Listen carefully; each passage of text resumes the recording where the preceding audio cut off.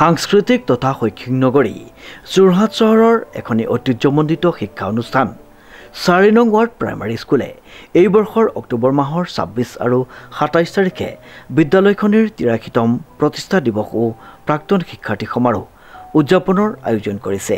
উল্লেখযোগ্য যে ইতিমধ্যে বিদ্যালয়খনৰ বহুতো প্ৰাক্তন শিক্ষাৰ্থীৰে এখন প্ৰাক্তন শিক্ষাৰ্থী সমিতি গঠিত হৈছে।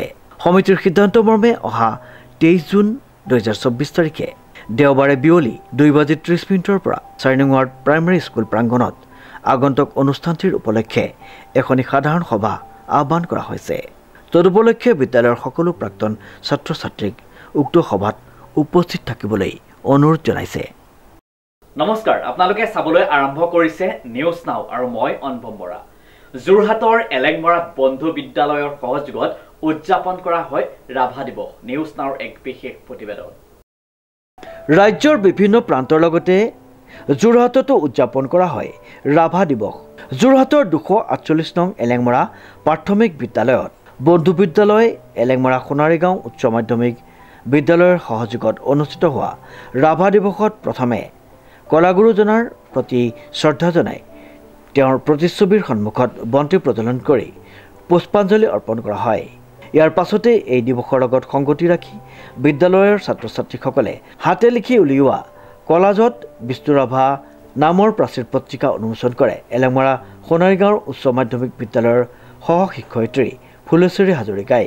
প্ৰাথমিক বিদ্যালয়ৰ সহশিক্ষয়িত্ৰী স্বস্তিকা বৰা কাকতিয়ে আঁত ধৰা আৰু প্ৰধান শিক্ষক খাইৰুৰ ৰফিক নেওগে উদ্দেশ্য ব্যাখ্যা কৰা দিৱসত উপস্থিত ছাত্ৰ-ছাত্ৰীসকলে ৰাভা সংগীতৰ আধাৰত গীত নৃত্য পৰিৱেশন কৰাৰ লগতে কবিতা পাঠ কৰি সকলোকে আপ্লুত কৰি তোলে।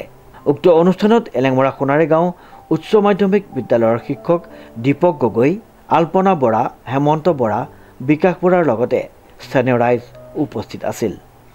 আজি আমাৰ 248 নং প্ৰাথমিক বিদ্যালয়ত এলেংমৰা সোণাৰীগাঁও উচ্চ মাধ্যমিক বিদ্যালয়ৰ লগত বন্ধু বিদ্যালয়ৰ প্ৰথমটো সহযোগী কাৰ্যসূচী। এইটো আমাৰ একাডেমিক বৰ্ষত প্ৰথম আমি আৰম্ভ কৰিছোঁ। আমি আগতেও কেইবাবাৰো বন্ধু বিদ্যালয়ৰ সহযোগী কাৰ্যসূচী এনেদৰে চলাইছোঁ আৰু এই ৰাভা দিৱস উদযাপনটো আজি এইটো ছেশ্যনৰ আমাৰ প্ৰথমটো কাৰ্যসূচী। আচলতে আমাৰ বন্ধু বিদ্যালয়ৰ এনেকুৱা সহযোগী কাৰ্যসূচীবিলাক যদি আমি হাতত লওঁ, দুইখন বিদ্যালয়ৰ ছাত্ৰ-ছাত্ৰী শিক্ষক শিক্ষয়িত্ৰীৰ মাজত বন্ধুত্বপূৰ্ণ মনোভাৱ এটা গঢ়ি তোলাৰ উপৰিও ছাত্ৰ-ছাত্ৰীৰ মানসিক শাৰীৰিক বৌদ্ধিক আদি বিভিন্ন দিশৰ বিকাশৰ বাবে আমি সমিলমিলেৰে কিছুমান নতুন নতুন আঁচনি আচলতে গ্ৰহণ কৰিব পাৰোঁ। সিখন বিদ্যালয়ৰ পৰা আমি বিভিন্ন ধৰণৰ কিছুমান আইডিয়াবিলাক লৈ পেলাই আমি ছাত্ৰ-ছাত্ৰীসকলক উন্নতিৰ জখলাত আমি আগুৱাই নিব পাৰোঁ, যাতে তাৰ বাবে এনেধৰণৰ কাৰ্যসূচীবোৰ আচলতে বন্ধু বিদ্যালয়ৰ সহযোগত আগবঢ়াই নিয়া হয়। আৰু সিখন বিদ্যালয়লৈ গ'লে আচলতে কি হয়, দুইখন বিদ্যালয়ৰ ছাত্ৰ-ছাত্ৰীসকলে মাজত এটা সৌহাৰ্দ্যপূৰ্ণ মনোভাৱ গঢ়ি উঠে আৰু বেলেগ বেলেগ এখন প্লেটফৰ্ম তাহাঁতি পায়, তাহাঁতৰ এটা সাহস হয়। এনেকৈ ধৰণে তাহাঁতি বিভিন্ন ধৰণে আগবাঢ়ি যাবলৈ সুবিধা পায়। সেই উদ্দেশ্যেৰে আজি আমাৰ বিদ্যালয়তে ভেনুটো লোৱা হৈছে আৰু এলেংমৰা প্ৰাথমিক বিদ্যালয়ৰ লগত আমাৰ সোণাৰীগাঁও উচ্চ মাধ্যমিক বিদ্যালয়ৰ এই বন্ধু বিদ্যালয়ৰ আজি প্ৰথমটো কাৰ্যসূচী আৰম্ভ কৰিছোঁ আমি। আৰু আমাৰ লগত ছাৰ বাইদেউসকলে যথেষ্টখিনি এলেংমৰা সোণাৰীগাঁও উচ্চ মাধ্যমিক বিদ্যালয়ৰ ছাৰ বাইদেউসকলে যথেষ্ট আমাক সহায় কৰিছে। বিশেষকৈ সেই বিদ্যালয়ৰ বৰ্তমানৰ সহশিক্ষয়িত্ৰী ফুলেশ্বৰী হাজৰিকা বাইদেউ, আগতে বাইদেউ প্ৰাক্তন মণ্ডল সমন্বয়ক আছিলে। বাইদেৱে বিভিন্ন ক্ষেত্ৰত আচলতে ছাত্ৰ-ছাত্ৰীসকলক আগবঢ়াই নিয়াত আমাক সহায় সহযোগিতা কৰে।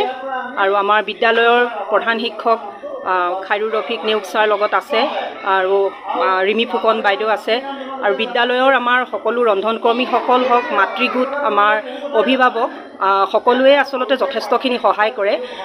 সকলোৰে যদি সহায় সহযোগ নাথাকিলেহেঁতেন আমি এনেধৰণৰ অনুষ্ঠানবিলাক আমি আচলতে অকলে পতাটো সম্ভৱ নহ'লহেঁতেন। যোৰহাটৰ পৰা প্ৰশান্ত গায়নৰ ৰিপৰ্ট, নিউজ নাও।